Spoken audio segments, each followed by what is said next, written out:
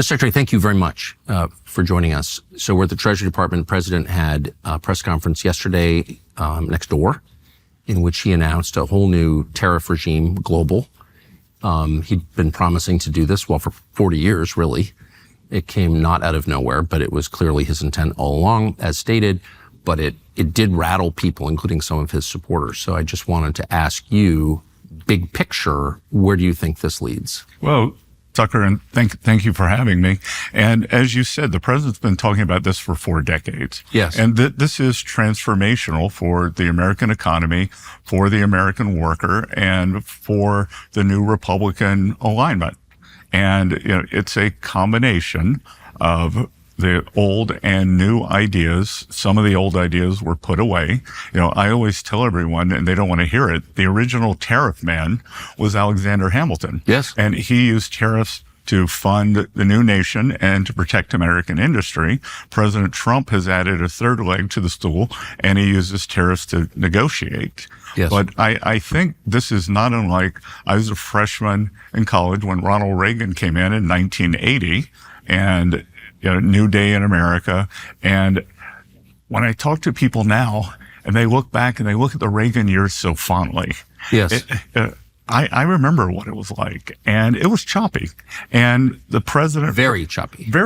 President Reagan stood the course. And look, this is not an invitation, but at one point in the early 80s, a farmer showed up with a shotgun at the Federal Reserve to kill Paul Volcker for raising rates. So, like I said, that's not an invitation for anybody for action, but it was a tough time. And then in 1984, President Reagan won re-election with 49 states. And I think they may have even let Mondale win Minnesota just so it wasn't a skunk. Just to be nice, yeah. And that's what President Trump is doing now. For years, the American worker middle class has been eviscerated. American workers have taken it on the chin. And, we're just starting to see some of the research now. Like, we're seeing research on what's called the China shock from 2004. It's just coming out now. And it's what it's what I know. But finally, academics are saying, the American workers never recovered from the China shock. What a surprise. And President Trump sensed it 40 years ago, but out on the campaign trail starting in 2015 up until last year, he has promised the American workers that the old standard of living can come back. And because what we've seen over the past at least 20 years since the China shock, but more like the past 30, are these massive distributional problems where the coasts have done great. Yes. And the middle of the country they have just seen quality of the life expectancy decline. They don't think their children are going to do better than they are. And a lot of people don't care. And President Trump cares, this administration cares. And this is the first step towards realigning that. A lot of our trading partners, including some of our allies, have not been good partners. If tariffs are so bad, why do they have them? Great question. Why do they have them, right?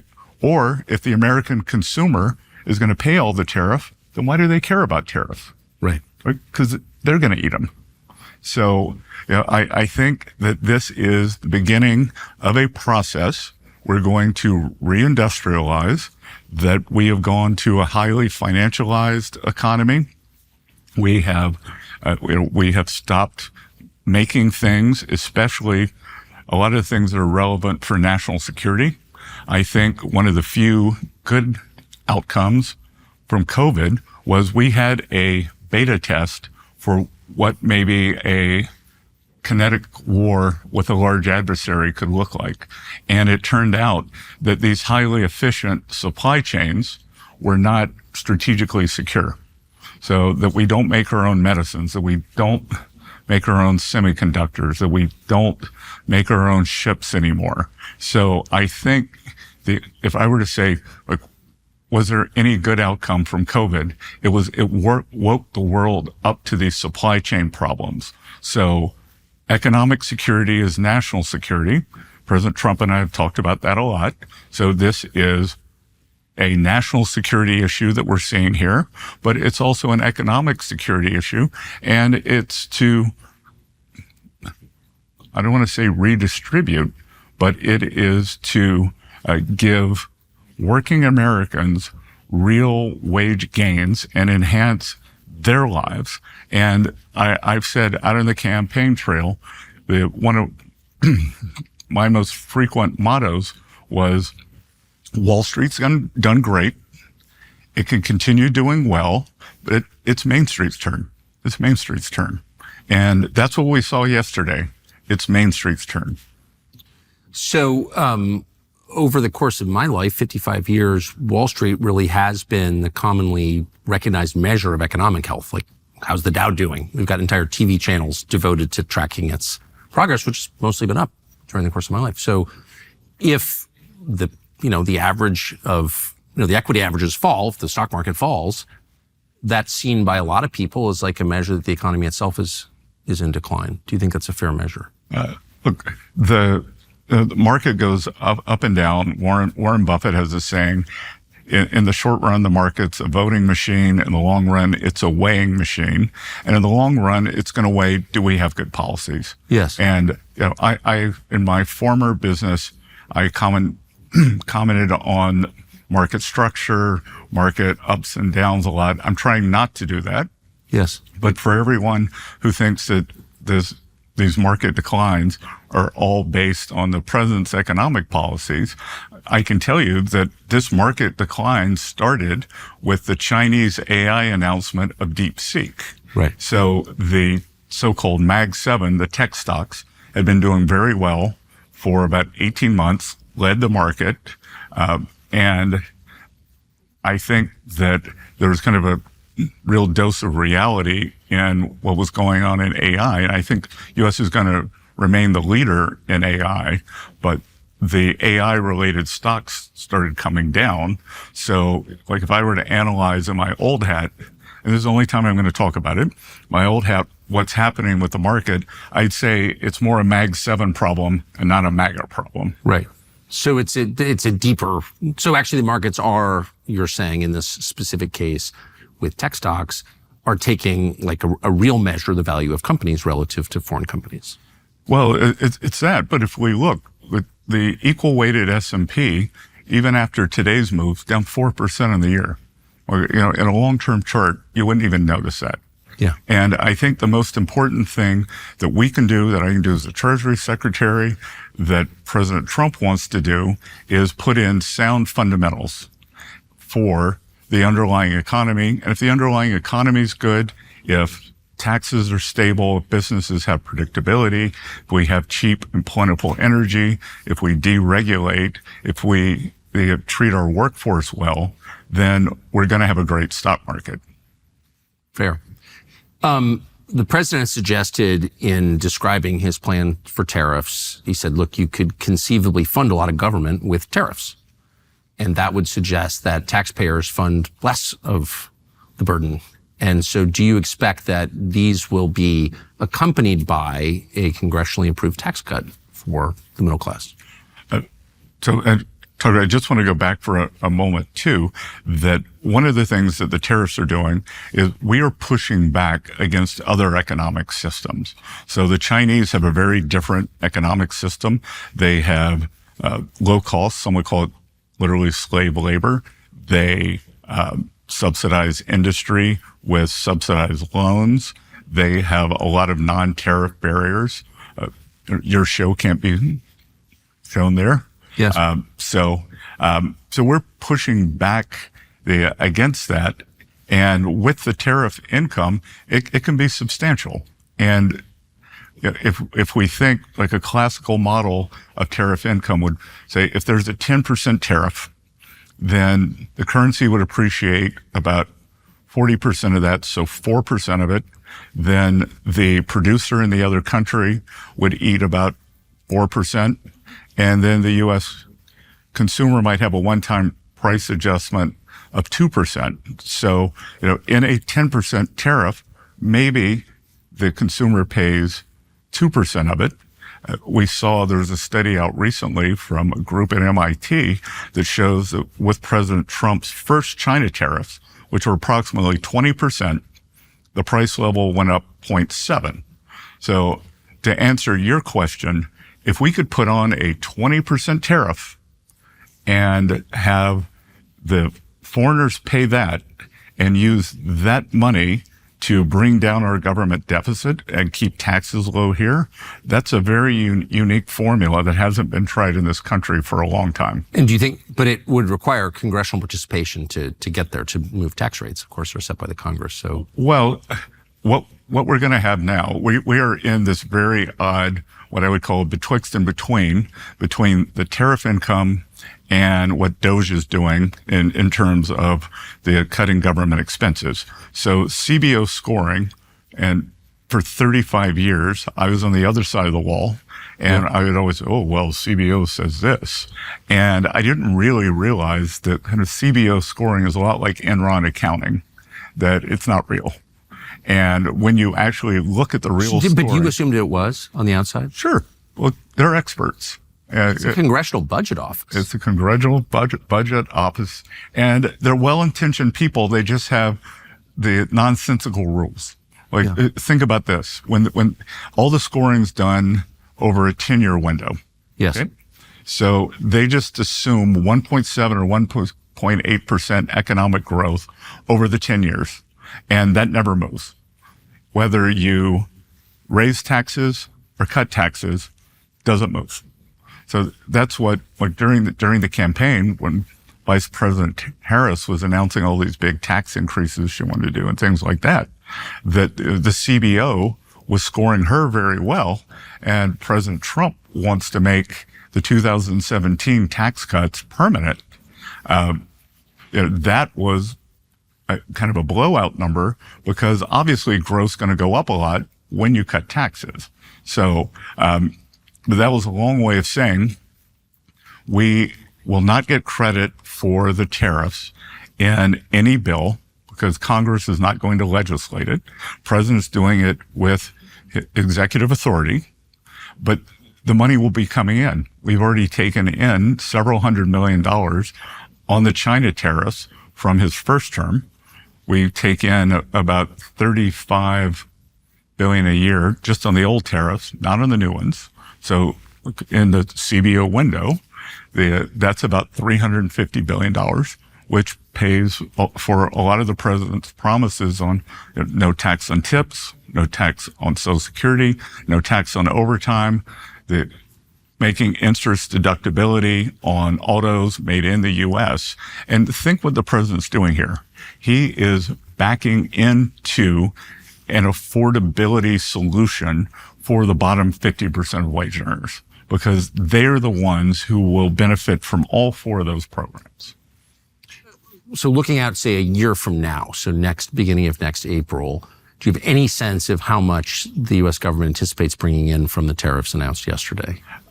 It's going to be a moving target. For sure. But could it be anywhere from $300 billion to $600 billion a year? Sure. Okay, so that's meaningful revenue. Very meaningful. But what will happen with tariffs over time, the ultimate goal of the tariffs, and the president says it all the time, bring your factory here. That's the best solution toward getting away from a tariff wall. So move your factory from China, from Mexico, from Vietnam, bring it here. So what will happen over time, we'll have substantial tariff income in the beginning. Manufacturers will build their factory here. The tariffs will drop, but the revenue from the factories, from income taxes, from all the new jobs will go up. So we'll be taking it in domestically as the tariffs drop. And why are the tariffs dropping? Because we're making it here and our trade deficit's dropping. So you've obviously thought this through. You think that the United States has the necessary labor force for this transition? I think we do. I think with AI, with automation, with so many of these factories are going to be new. They're going to be smart factories that I think we've got all the labor force we need. And what we are doing on the other side, and one of the reasons, other than my support for President Trump, that I came out from behind my desk, and I had a pretty good life, and I wanted to come out and really tell people that I was worried about an impending financial calamity, given the high levels of government spending that were leading to high levels of government debt. So what we are doing, on one side, the president is reordering trade. On the other side, we are shedding excess labor in the federal government and bringing down federal borrowings. And then on the other side, that will give us the labor that we need for the new manufacturing, and we're going to relever the private sector. So the private sector, in essence, has been in recession during the Biden years. And this is an opportunity to right-size the federal government and unleash the private sector again, because it's been hemmed down by excessive regulation, and it's been crowded out by the government. Here's a fact of life you may not learn until you're older, but I'm going to tell you now. It's very hard to have a good time if you're wearing bad boots. In fact, it may be impossible, and that's why you need Tecovas. As a matter of fact, you don't just need them, you owe them to yourself. Tecovas makes Western boots for everybody, ranchers, real ranchers, lifelong cowboys, first-time boot buyers, and anyone in between. Every Tecovas boot is handcrafted, made by hand, with over 200 meticulous steps for a broken-in feel right out of the box. You don't have to compromise between looks and quality. You can have them both. Whether it's a long day or a big night, Tecovas are built to last, and impressed. You wouldn't believe the compliments people here get when they wear them out, which they do. Right now, get 10% off at tecovas.com/Tucker when you sign up for email and text alerts. That's 10% off at Tecova, TECOVAS.com/Tucker. Do you ever think, since part of your job is to forecast like the effects of these policies, that you have, you've got probably 1 out of 6 people in this country here illegally, maybe 50 million illegal aliens, and the president said he wants to deport them. Then you have AI, and the projections there are massive labor market disruption, fewer people needed. You alluded to that a minute ago. Then you have the tariffs, and we can guess their effect, but we don't really know because we've never done it. And then you have the reaction from the rest of the world to those tariffs. There's so many huge factors that are effectively unknown, that are black boxes, really. Do you ever think wow, it's kind of hard to know what's going to happen? Look, it is. And I always think that you can never be 100% sure, but you can stay within sight of guardrails and keep moving forward. I can't remember. One of the Sunday morning shows I was on a couple of weeks ago, the commentator asked me, she said, "Can you guarantee me there won't be a recession?" And I said, "I can't guarantee you anything. There's nothing that tells me there should be one." So I believe that this is going to work, just like President Reagan believed that supply side economics was going to work. But what I do know, that the old system wasn't working. I think that's right. And if you look at a system that's not working, you got to be brave to change it. So what wasn't working? Would it have been really fun for me to come in and just keep issuing a lot of debt? And it's almost like a bodybuilder is taking steroids. Outside looks great. You're muscular. Inside, you're killing your vital organs. Yeah. That's what was going on here. But it would have been easy to keep pumping up the economy, borrowing a lot of money, creating a lot of government jobs. There was no controversy when we're doing all that. But you were going to end up in a calamity. If you go back and look, you look at the financial crisis in 07, 08, economy looked great right up until then. You go back and you look at the end of the dot-com bubble, and then the whole credit problem with the fraud at WorldCom, Enron, some other companies. Economy looked great until it didn't. And I think one of the things that we won't get credit for, but that this administration will have done, is avoiding a financial calamity. Think about it, that they've done an analysis that one of the reasons 9/11 happened, because the airlines didn't want to pay for reinforced doors. Yes. They kept pushing back. FAA didn't push hard enough. And now, we've got the reinforced doors. So I look at it, we're putting on the reinforced doors before the crash. What's the lobbying scramble by foreign governments going to be like over the next 3 months? Because the president said yesterday, we're putting a universal tariff, one standard, but then, of course, each country's adjusted according to a lot of different factors, trade deficit, currency manipulation, regulation, and then tariffs.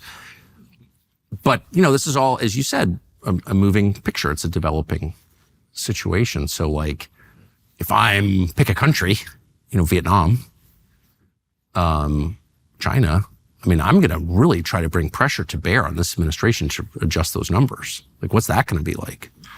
It's going to be the president's decision. And I think his view is this has been going on for a long time for friends and foes. And we're going to see where this plays out. I think what's going to be more important than the discussion with countries is the discussion with companies. So what do companies want to do? As President Trump said yesterday, best way to get around the tariffs, build your factory here. Yeah.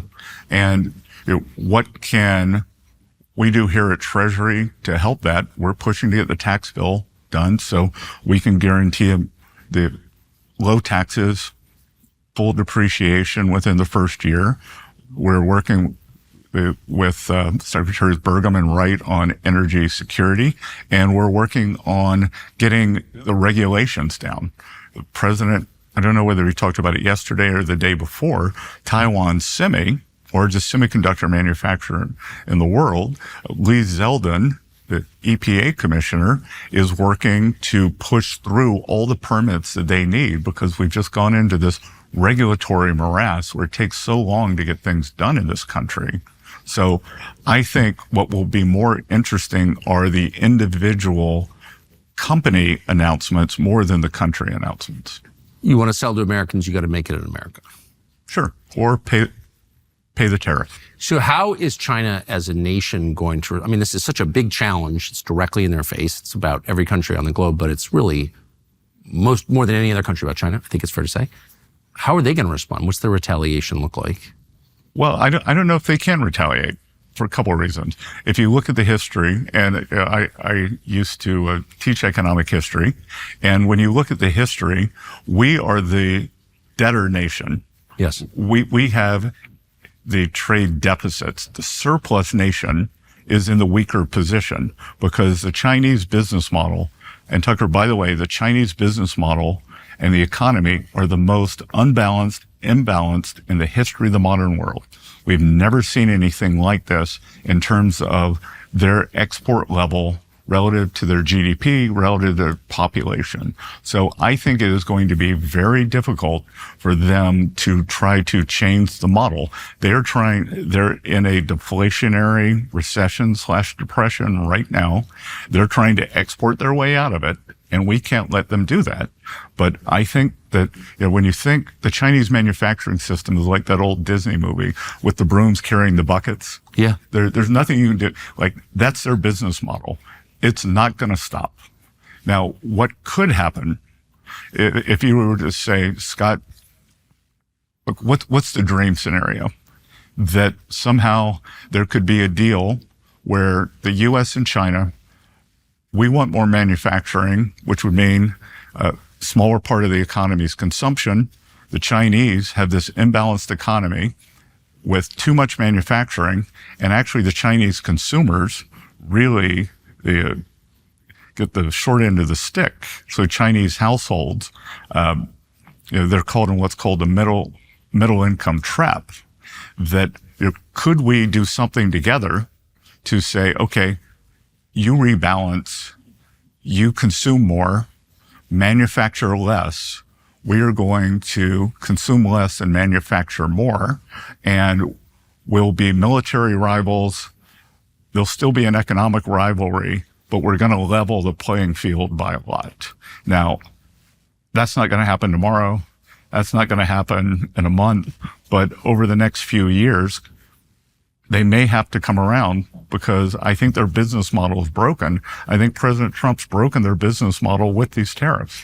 So you're describing, the famous scenario where if you take a bank loan, the bank is in charge. They can repossess whatever you borrowed against.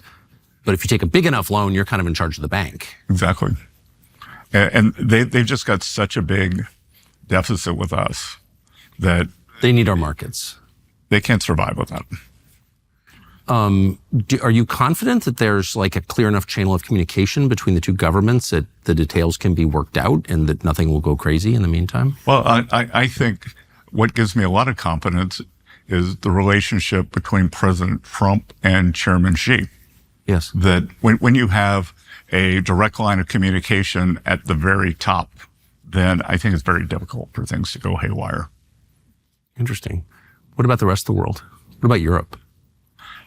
Look, the Europeans, we look back and there was the famous meeting where President Trump told the Europeans, you're insane for building Nord Stream 2. What are you doing? You already get most of your energy from Russia and you're going to double down on it? And they did. And look what happened. So we blew it up. Somebody did. Somebody did. Somebody did. Probably Putin. I know some Norwegian fishermen bumped into it, is what I read. But the Europeans go kicking and screaming, but I think they're going to have to rebalance too. Germany has a very imbalanced export economy, and they were on the verge of deindustrialization. They were the opposite of us. They had expensive energy. Yes. They were depending on Italy and the countries in the south to keep the euro suppressed, and they were selling into China, and now China is becoming their competitor. So you said at the outset, the first example, the analogy that you used was President Reagan's first term. Obviously big win in 80, recession of 82, wipeout, and then like the biggest landslide in history in 84. So you're suggesting by saying that the fruits were obvious within the first term, within 4 years. They were. Only difference now is there was a lot of competition back then, but there's a level of civility. Yes. And the real danger here, if there were a midterm loss, and I don't think there has to be, you know what's going to happen. I know what's going to happen. Democratic House is going to go immediately to impeachment for something. Of course. Right? Like the lawfare is going to start again. Yes. And I think the American people are going to hate it again. So Einstein's definition of insanity, doing the same thing again and again and expecting a different outcome. Do you think that, and this is really aimed at the people who support President Trump and who agree with you wholeheartedly that the current system was really bad, and like drive across the country, you'll see how bad it has been. Horrible. It lowered life expectancy. But the people who are hoping that yesterday's move will lead to a demonstrably brighter future within 4 years, is it your sincere prediction that within 4 years we'll say, actually, that kind of worked? I believe that it's going to work. And I know that what we were doing wasn't working. Yes. So I think we have to try this. And I have a high confidence ratio it's going to work. And I have a very high confidence ratio. The good news is we have President Trump's previous term when everyone said none of this was going to work. Oh, yeah. The China tariffs are going to do this. They're going to cause inflation. They didn't. This is going to happen to working class. It's going to be bad for working class Americans. Well, guess what? Working class Americans, hourly workers did better than supervisory workers. The bottom 50% of households, their net worth increased faster than the top 10% of households. And look, I'm not happy with what's going on in the market today, but the distribution of equities across households, the top 10% of Americans own 88% of equities, 88% of the stock market. The next 40% owns 12% of the stock market. The bottom 50 has debt. They have credit card bills. They rent their homes. They have auto loans, and we've got to give them some relief. That I was struck by the statistic from last year. That's the message right there. Just as a bystander, I'm like, wow, okay. All right. Or that I like the examples, and I was really struck by two different statistics last year. Summer of 2024, Americans took more European vacations than they had in history. Summer of 2024, more Americans were using food banks than they ever have in history. I went into two food banks near my hometown to ask, what's the story? And they said, it really takes, for a lot of people, it's a loss of dignity to walk in a food bank. Of course. But they were seeing a new phenomenon, that it wasn't their traditional clientele. It wasn't people who'd lost their homes. It wasn't people out on the street. These were working families who could no longer, $100 at the grocery store, that basket of groceries every week, they were missing 5, 6, 7 things, and they were coming to the food bank to top up. So, that's not a great America. Record European vacation, record food banks. And, no reason we can't keep the record European vacations going, but we got to take care of these other people. And you know what? That they don't want handouts. The Democrats had this strategy called compensate the loser. So first of all, the name of that strategy, I don't think the bottom 50% of Americans are losers. I think the system hasn't worked for them. I think that they are winners. It's just a bad system. So we are going to fix the system. And look, they want good jobs. They want their kids to do better than they do. They want to own a home. They want to pay down their debt. That, this isn't hard. And, I think that we can do this in the next 4 years. It used to be only crazy people thought they were being watched all the time, surveilled, the guy mumbling next to you on the bus. But now anyone who knows what's going on thinks that because it's true.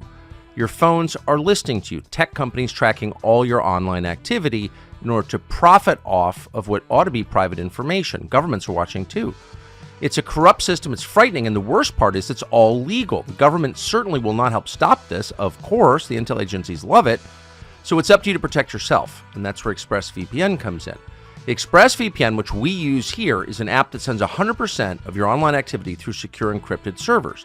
That means nobody can see what you do online. Not internet service providers, not data brokers, not intel agencies. Don't believe it? Listen to this. Within the last year, ExpressVPN received over 400,000 data requests from tech companies and government agencies, but did not share a single piece of customer data. That's because the company has a strict zero logs policy. ExpressVPN cannot and will not share your data. They don't even have your data to share. ExpressVPN is easy to use, takes one click. It's rated #1 by the experts at CNET and The Verge. And right now, you get an extra 3 months for free when you use a special link. Go to expressvpn.com/Tucker and get that extra months for free. It's expressvpn.com/Tucker. You grew up in a middle-class, working-class background. You were very successful, lived in rich person world for a long time while this was all going on. And I just have to ask you candidly, were you ever at dinner with people who were like, wow, we're doing great?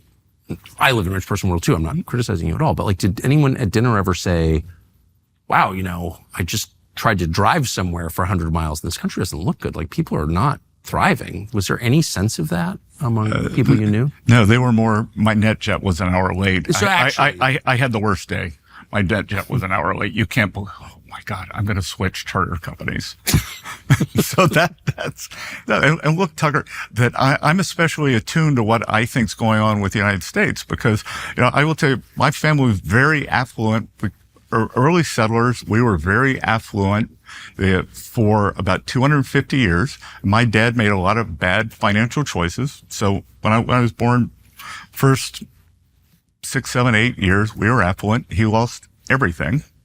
And so I've seen what that's like. I've seen both sides. Yes. That I was fortunate enough to be able to make it back.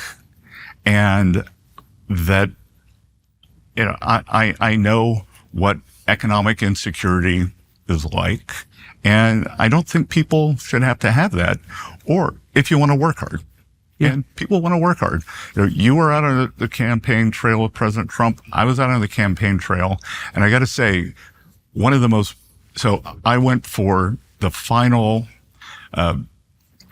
2 stops in Pittsburgh, Grand Rapids, Michigan. Pittsburgh, in the Duquesne Arena, walk in, and there are the union workers, the steel workers. They got on their hats, they got on their vests, they're with their children. And it's very moving. Like, they just want a better life. They want their communities to be sound. They want their kids to do better. They want Little League baseball. They don't care what's going on in Madison Avenue. They don't know what the hot new restaurant is in Paris. And that President Trump somehow has assembled this incredible coalition of Elon Musk, the richest man in the world, and those folks who were in the Rose Garden yesterday, and those people I saw at the Duquesne Arena. And I think it's unbelievable. Interesting. What do you worry about as Treasury Secretary? Obviously, you probably like lying in bed at night thinking about all the things that go wrong with the U.S. economy. What are your, if you could be honest, what are your biggest worries? So to the extent that in my business career, I had a strong point, I think it was risk management. So I view myself 2 things: the United States leading bond salesman. Yep. And I think that with what's going on, I'm going to have a better and better story to tell as we're getting our economic house and our fiscal house in order. And then I try to imagine what could go very wrong. What would we do if there were another outbreak similar to COVID? You can't worry about things like that, but I worry about a kinetic war somewhere. Yeah. What would we do in the event of something that happened? And what I try to do is create the situation where I can worry a little less every day.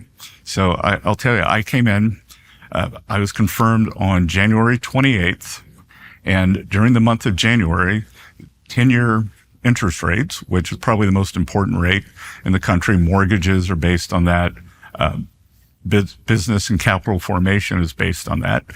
I came in and that had almost spiked to 5%. And I think 5% can be an uncomfortable area for the economy, for Treasury, who has to issue a lot of bonds.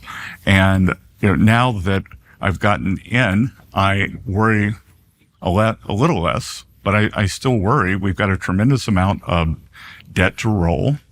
And I worry that we aren't going to do the smart cuts and the focus on waste, fraud, and abuse. I worry that that gets sidelined. And then on the other side, I worry that the tax bill somehow gets bogged down. We could have the largest tax increase in history. Or, I worry that the normal geopolitical things, whether it's Iran, Taiwan, that something goes haywire between Russia and Ukraine. So you began your job description by saying you're a bond salesman. You're selling America's debt to the world. Yep. And I know that was like a big part of the portfolio as the transition was envisioning it, like who can make the case for American bonds to the world. How were your case? Are you confident you can do that? And how is your pitch changing after yesterday? Well, as I said, right now we're in this strange betwixt and between, because we are going to take in substantial tariff revenue. And what DOGE is doing is substantially cutting expenses, but we're not getting credit for it right now. But I think market's starting to get a hint of it. So the 10-year bond, having almost peaked at 5, is now through 4. Way to think about it is every basis point's about $1 billion in savings. So we've saved $100 billion. And that's probably not going to happen that quickly again. But I think that we are setting the sails for a much better fiscal time. And people don't have to say, like, the U.S. is out of control. The U.S. is going to default. That we're not. And I think every day my case gets better. And like if we were to just imagine a very reductionist formula for government, so G equals S minus T, spending minus taxes. Right. That for spending, our side, the Republicans, we like to spend, but less than the Democrats, but both sides like to spend. And then minus T, Democrats like higher taxes, we like lower taxes. What if the S actually went down? And I think, to me, that's the exciting part, that's been unthinkable in everybody's calculation. No one's even really seriously raised it, including Ronald Reagan, by the way. Yeah. No. And look, I think President Reagan had a different agenda, that he ramped up defense spending. And remember, he's crazy. It's going to break the budget. Star Wars is crazy. He's a madman. And then the Iron Curtain went down. Yes. And we were able to, so it's actually a Soviet term, and he used the Soviet strategy on the Russians, escalate to de-escalate. Yes. So he escalated military spending. They tried to keep up, and then they collapsed. So, again, everything's easy in hindsight, but I think here, what we're doing in terms of bringing down these incredible levels of spending, but more importantly, I tell anyone who'll listen, I said, remember, DOGE is the Office of Government Efficiency, not elimination, not extinction. So what if we can actually do a better job with less? Seems inconceivable, but when I see what's going on in a lot of these government agencies, it's unbelievable. And like, if you think, I've lived in Manhattan, I've lived in Florida. Roughly, state of New York, state of Florida have the same number of people. Actually, Florida has a few more now. So New York budget is about $235 billion. Florida budget's $125 billion. How do they do that? Oh yeah. And there's no income tax in Florida. Oh yeah. And the roads are better. And you go and get your driver's license and it takes 15 minutes, not 5 hours. So I think, can we make the rest of America look more like Florida and less like New York? Or one day, is New York going to look more like Florida? So do you think after 4 years we will see an actual net reduction in government spending thanks to DOGE? Inflation adjusted, yes. Huh. How long do you think Elon's in for? I think that Elon, that day to day, I don't know, but I think his imprint is going to be with us a long time. And I think that the mainstream media has tried to demonize DOGE and all the folks who work with him. And I tell you, we have a couple at Treasury, a couple at IRS. They're Treasury employees who I hired, I interviewed, and I'll tell you, there's this one fellow, Tom Krause. He was on TV with Brett Baer the other night, and Tom's incredible. He's done $100 billion of tech mergers. With my investment business, I would have hired him. I don't think I could have afforded him. And he is doing this for the good of his country. He came in without touching any of the payment systems, that the mistruths that were spread by the Washington Post. He has analyzed the system, and within 6 weeks, pointed at all the vulnerabilities. There's a young man named Sam Kirkos who was on Laura Ingraham with me the other night, and that was my idea. It's like, let's bring him out of the shadows and let's make this demonization stop. And like, this young man, other than the fact he only owns one pair of pants, which he likes telling everyone, you or I would be happy if our daughter brought him home. He's a patriot. He's working hard for the country, and he's analytical. And the things that he's seen at the IRS, just in their tech systems, and that's all he does. You know, Elon has a shirt that he wears under his jacket, and he'll flash it every once in a while, and it says tech support. And that's what we're getting, is we've got a blockbuster style government, and we should be on Netflix. We're hailing cabs, and we're in an Uber economy. Why can't the government be in the gig economy? Not hard. So we're not positive if cryptocurrency is the future of finance, but we do know that what we have now is broken and dangerous. Debt has never been higher in this country. Many of our so-called leaders are getting rich, serving you. It's a scam. So where does it go? Well, thankfully, there are options. Donald Trump has said repeatedly he wants the United States to be the crypto capital of the world. He's already created the Crypto Advisory Council and recently signed an executive order to establish a Bitcoin strategic reserve. This could give normal people an alternative to the government's failing system and frankly to the US dollar. I'm not saying put all your money outside the US dollar, but don't be crazy, don't be stupid here. You can see where it's going. So the people at I Trust Capital can help you get in to this. It's complicated for people who aren't following it. They make it easy. They're based 100% in the United States of America. We looked into this. They service only American investors, and they operate the only platform that allows you to buy and sell crypto 24/7, both inside and outside of your tax-advantaged IRA. And it all happens on one easy-to-use dashboard. They also operate a closed-loop system, meaning that bad actors can't access your account and steal your money. So if you're considering adding Bitcoin, if you want to, or some other cryptocurrency to your portfolio, iTrust can be trusted, and it's easy to understand. iTrustCapital.com or click the link below. Can I ask you a weird question? Who runs the Federal Reserve exactly? I don't really, how can you have this pivotal institution that obviously has the most direct effect on markets of any, and it does seem outside of political control. What is that? Well, look, I think that during my confirmation hearing, and I was actually at a dinner that Jerome Powell was at last night. At my confirmation hearing, I said, I'm only going to talk about the mistakes the Federal Reserve has made in the past. I won't talk about the ones they're going to make in the future, right? But I think it is important for monetary policy that they are walled off, that some of the other things they do, regulation, they got into DEI, they got into climate. I actually think that impinges on their monetary policy and makes them vulnerable.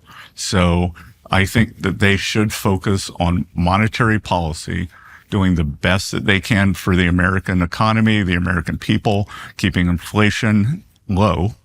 And then the rest, there are a lot of other banking agencies too. So the Fed controls the weather now too? What were they doing with climate? Well, I will tell you, there's something that the Treasury Secretary chairs something called the Financial Stability Oversight Council, and it's all the financial regulators. And I think it was 2 weeks before Silicon Valley Bank went under, FSOC issued a report, and guess what they said the biggest risk to the financial system was? Climate. Really? Not that there was a large bank in California that was having a slow motion run on its assets, and that it would cause another bank failure, then another bank failure. It was climate. So as far as I can see, climate's been pretty good. They failed. The regulators failed. And I think that's what people are getting sick of. And it's back to one of my favorite phrases that President Trump uses, common sense. Yes. Look, it's just common sense that if you have a whole bunch of deposits that could leave your bank with a click, you shouldn't have all these long-term assets, but they were too busy worrying about the weather. And there was also some degree of regulatory capture. Seems hard to believe to the average citizen.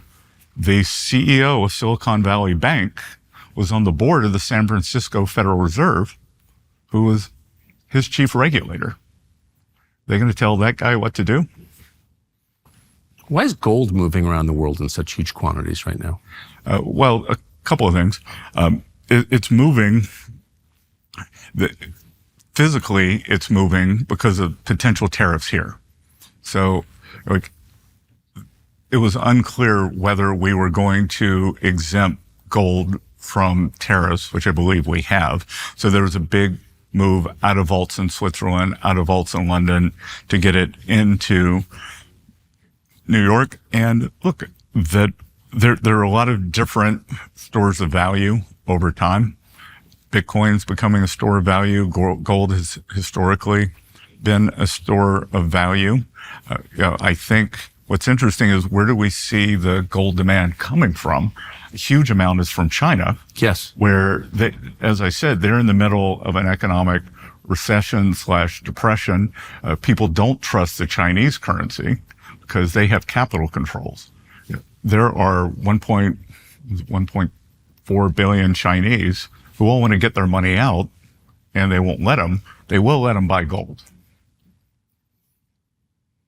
So that's the response, you think. But it's just, do you find it interesting that even now, 2025, when everything is abstract and digital, that gold is still widely believed globally to be a reliable store of value?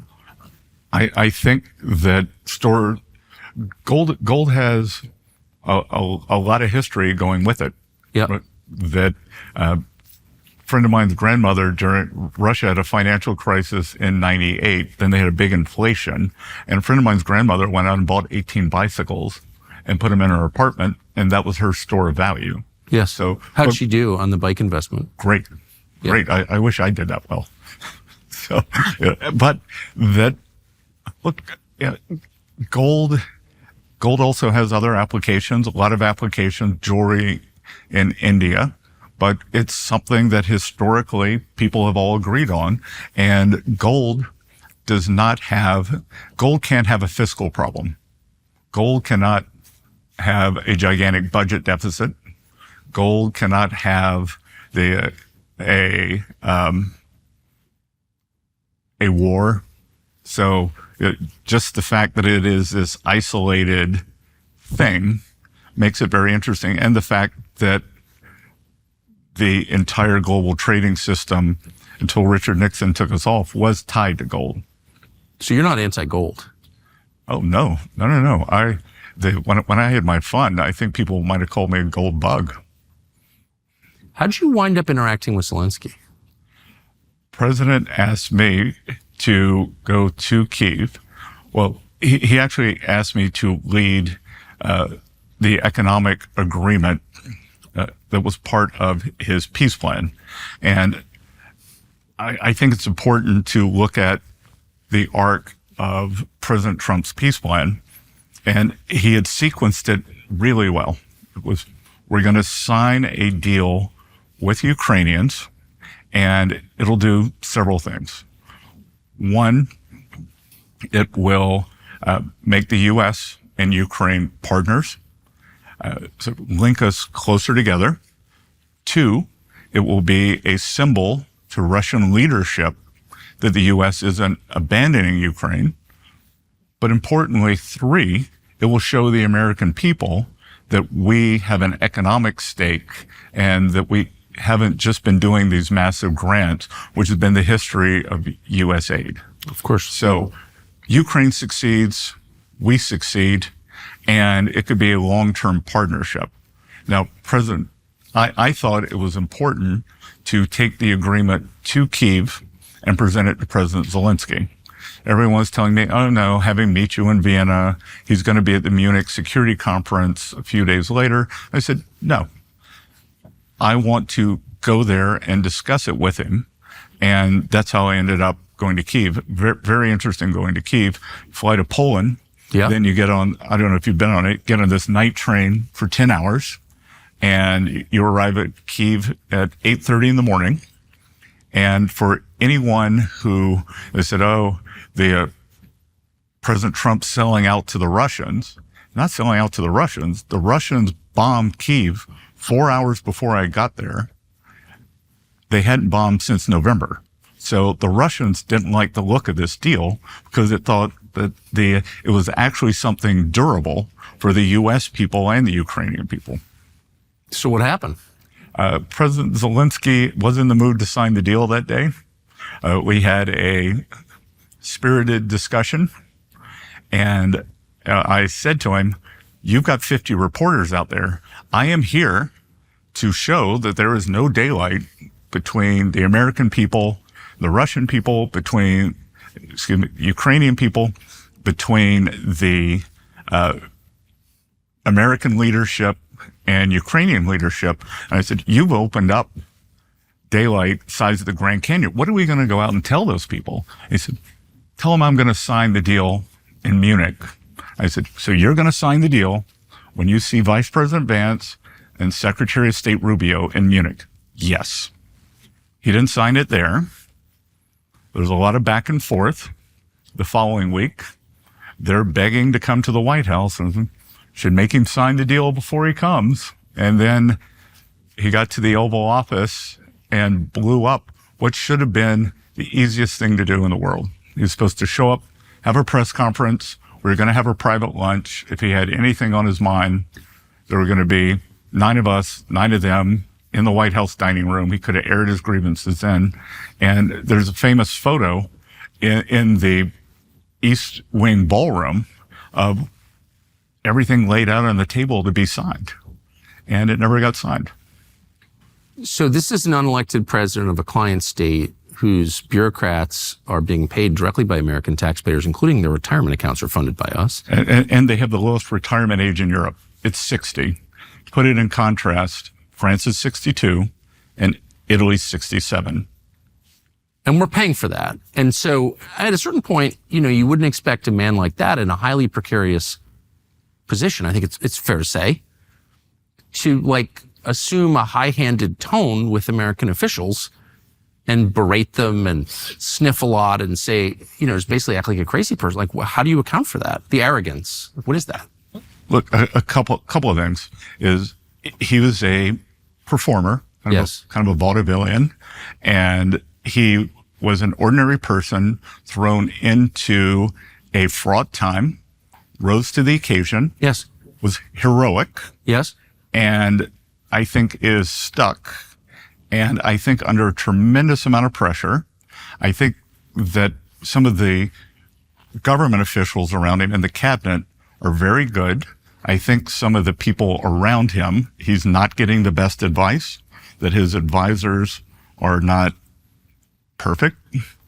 And I think if we go back to the agreement, I think one of the great things about the agreement is it makes sure that the money comes to the American people and the Ukrainian people. Because, Tucker, let me tell you what the agreement wasn't. It wasn't one of these rapacious Chinese deals where it's sign over your mines, sign over your port, or it wasn't a loan to own. Here's a loan. You're never going to be able to pay it back. We're going to get this. It's a genuine economic partnership that they put in assets. We can put in loans from our overseas banks. We put in American know-how, and we don't make any money unless they make money. And you know who doesn't like that? People with their hand in the till. Right. Because we were regulating the flow of the money. So I think that's part of the glitch. I am hopeful that it was a bug, not a feature of the system, and that's been fixed.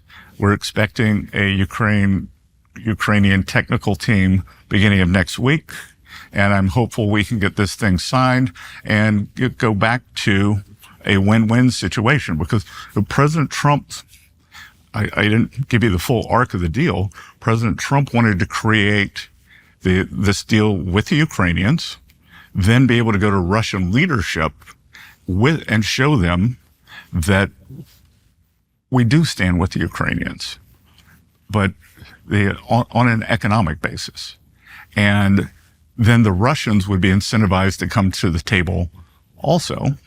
And so that the sequencing has been thrown off, but I think we can fix it. Are we ever going to get an audit of where all of our billions went, where all the weapons we sent, what happened to all the cash, all the pallets of $100 bills, where are they now? Why is it hard to get an audit of what happened to the money? I don't know. Tucker, in my life, I always try to look forward. Yes. And I think if this deal works, then that money could end up being small change. Yes. A good way to think about it, when the Iron Curtain came down, Ukraine and Poland's economies were roughly the same size. Poland is 3.5 or 4 times larger now. Yes. Poland is going to have one of the highest per capita GDPs in the world, higher than some Western European countries. For sure. Ukraine, to your point, because of various kleptocracy aspects, has been held back. Yes. So hopefully with U.S. assistance and President Trump engineering this peace deal, Ukrainian people can have a better future. For a Treasury Secretary, you're a very capable diplomat, I must say, very diplomatic language. Last question. How do you, so because this is also new, just going back to the tariff announcement yesterday, and because it's like, it really is a total departure from what all of us have grown up with and our expectations, and however much you support it, it's like, it's new. Mm-hmm. And people are freaked out about it. How do you keep message discipline in an administration, in any administration, and this one specifically? How do you decide how you're going to explain this? Who's going to explain it? How do you keep messages from contradicting one another? What is that process like? We all take President Trump's lead. Yeah. We know we had a meeting yesterday morning. We had a meeting after the announcement in the Rose Garden before we went out doing media. And he, as you know, he's his own best spokesman. Yes. Nobody can do it better. And then we fan out, and we are all unified behind this and his vision. That's why we're here. If you didn't want to be part of it, shouldn't be here. But do you ever say, like, you know, maybe this is someone who can reassure potential bond buyers, investors in markets. This person scares the crap out of markets. Like, let's get the guy who reassures markets. Well, the one thing I will say, that no one should listen to anyone in the markets talk about the U.S. dollar other than President Trump or myself. We're the only ones who speak for this administration, the United States government, on dollar policy. I can tell you, we have a strong dollar policy, and we're putting in all of the necessary ingredients to make sure the dollar is strong over the long run. Can it go up and down, you know, on a Bloomberg terminal over the short run? Sure. Can individual bilateral moves happen between the dollar and the Mexican currency, the dollar and the yen? Sure, that's what I made my living doing. I'm glad it does it. But over time, if we put in solid economic fundamentals and do this transformative program, then the dollar is going to do great, and the American people are going to do great. Secretary, thank you very much. Thank you. Appreciate it. So it turns out that YouTube is suppressing this show. On one level, that's not surprising. That's what they do. But on another level, it's shocking. With everything that's going on in the world right now, all the change taking place in our economy and our politics, with the wars we're on the cusp of fighting right now, Google has decided you should have less information rather than more. And that is totally wrong. It's immoral. What can you do about it? Well, we could whine about it. That's a waste of time. We're not in charge of Google. Or we could find a way around it, a way that you could actually get information that is true, not intentionally deceptive. The way to do that on YouTube, we think, is to subscribe to our channel. Subscribe. Hit the little bell icon to be notified when we upload and share this video. That way you'll have a much higher chance of hearing actual news and information. So we hope that you'll do that.